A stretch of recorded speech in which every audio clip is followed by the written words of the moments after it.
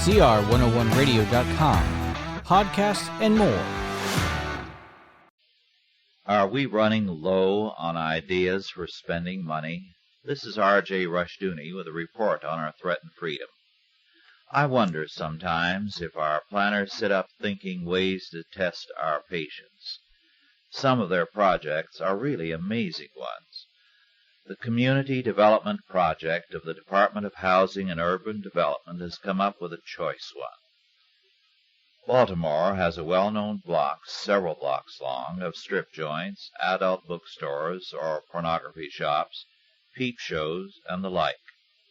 A total of $338,000 is being spent in this area to make it more attractive to customers.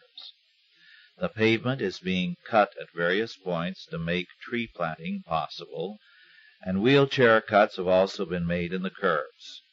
Apparently, someone has decided that it is discrimination to make it difficult for the physically disabled to visit their porno shops. The owner of one strip joint says, however, according to Human Events, quote, "What's really needed is sexier broads. You think Washington can help there?" Unquote. Perhaps I am unkind and am doing our bureaucrats an injustice. Maybe what we need is more concern for despised or neglected forms of American life.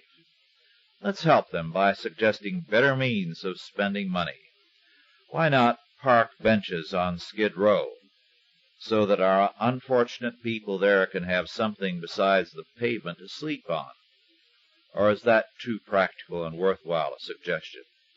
Why not a national museum somewhere close to the Department of Housing and Urban Development, of old-fashioned chick sales or outhouses, which are becoming a fast disappearing form of Americana?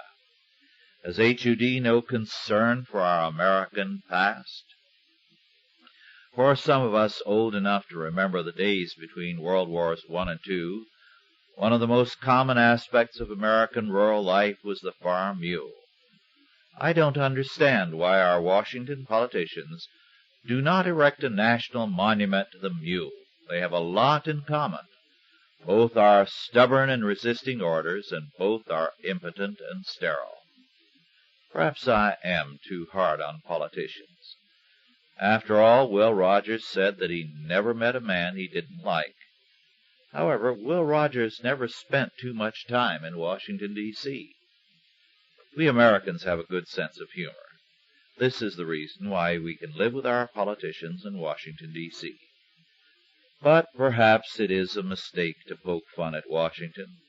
I'm reminded of a story told years and years ago by Mississippi Congressman John Allen.